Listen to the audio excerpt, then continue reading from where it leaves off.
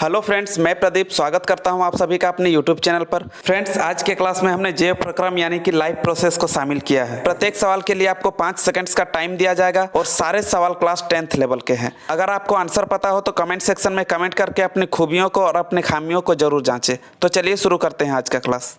आज का पहला सवाल है, प्रोटीन के यौगिकों के संश्लेषण के लिए कौन सा तत्व अनिवार्य होता है?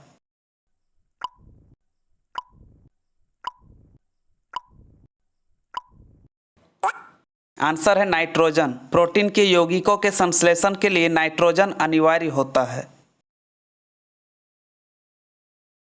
अगला सवाल है, पत्ती की सतह पर पाए जाने वाले सूक्ष्म छिद्र जो गैसीय विनिमय में सहायक होते हैं वो क्या कहलाते हैं?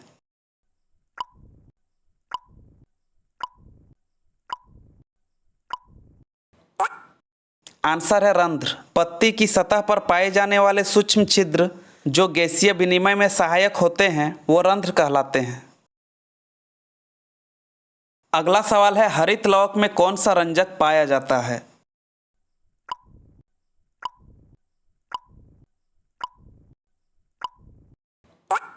आंसर है पर्णहरित। हरित लवक में पर्णहरित रंजक पाया जाता है। अगला सवाल है, अमरबेल कौन सा परजीवी है?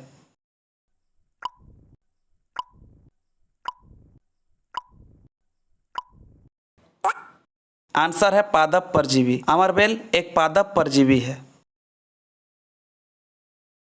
अगला सवाल है, किसी जीव द्वारा कौन सी बाहरी कच्ची सामग्री प्रयोग की जाती है?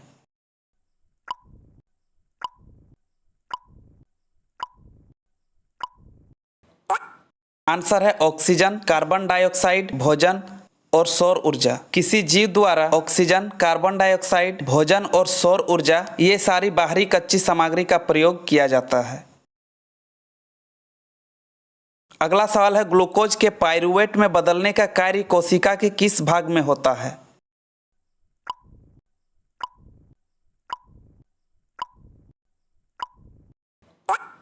आंसर है कोशिका द्रव्य में। ग्लूकोज के पाइरूवेट में बदलने का कार्य कोशिका के कोशिका द्रव्य में होता है।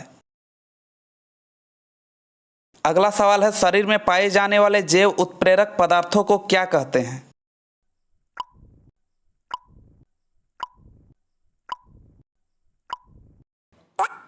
आंसर है एंजाइम। शरीर में पाए जाने वाले जैव उत्प्रेरक पदार्थों को एंजाइम्स कहते हैं।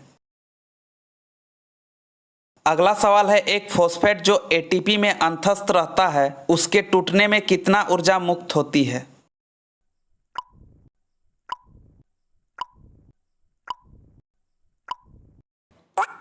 आंसर है 30.5 किलो जूल। एक फॉस्फेट जो एटीपी में अंतस्थ रहता है उसके टूटने में 30.5 किलो जूल ऊर्जा मुक्त होती है। अगला सवाल है, लार यानी कि लाला रस में पाए जाने वाले एंजाइम का नाम क्या है?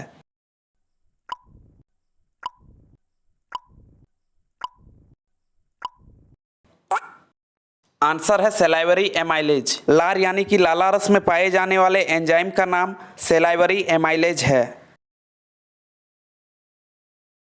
अगला सवाल है, दीर्घ रोम कहाँ पाए जाते हैं?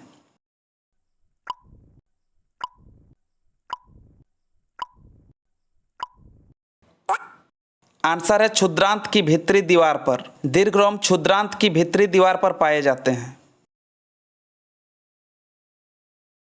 अगला सवाल है, उस एंजाइम का नाम बताइए जो स्टार्च को तोड़ता है।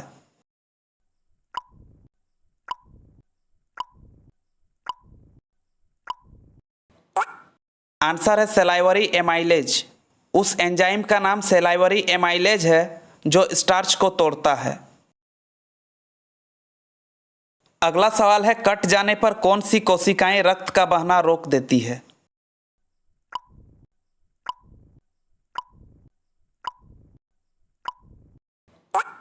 आंसर है प्लेटलेट्स। कट जाने पर प्लेटलेट्स कोशिकाएं रक्त का बहना रोक देती है। अगला सवाल है, प्लेटलेट्स अनुरक्षण का कार्य कैसे करते हैं?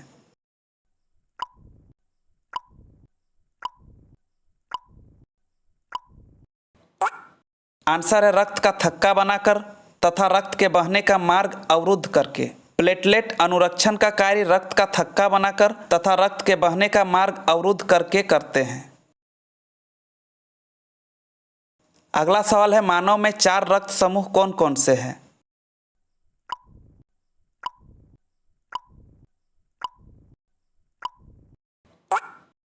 आंसर है ए, बी, ए बी और ओ रक्त समूह। मानव में 4 रक्त समूह ए, बी, ए बी और ओ रक्त समूह है।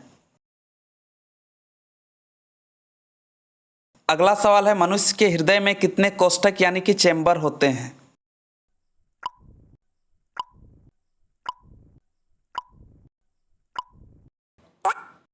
आंसर है 4। मनुष्य के हृदय में 4 कोष्ठक होते हैं। अगला सवाल है, मछली के हृदय में कितने कोष्ठक यानी कि चेंबर होते हैं?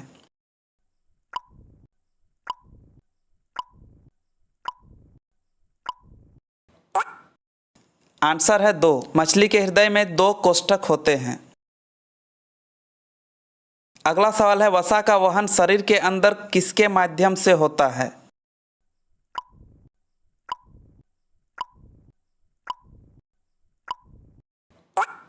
आंसर है लसिका। वसा का वहन शरीर के अंदर लसिका के माध्यम से होता है।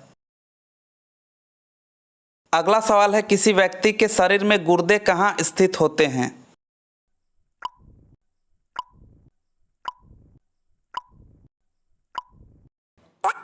आंसर है पेट में रीढ़ के अगल बगल। किसी व्यक्ति के शरीर में गुर्दे पेट में रीढ़ के अगल बगल स्थित होते हैं। अगला सवाल है, श्वसन का मध्यवर्ती पदार्थ क्या है?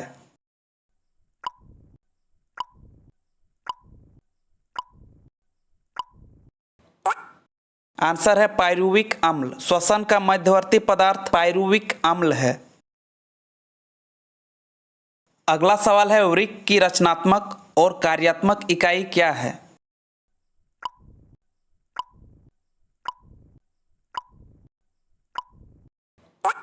आंसर है नेफ्रॉन। वृक्क की रचनात्मक और कार्यात्मक इकाई नेफ्रॉन है। अगला सवाल है, आमाशय की जठर ग्रंथियां क्या स्रावित करती है?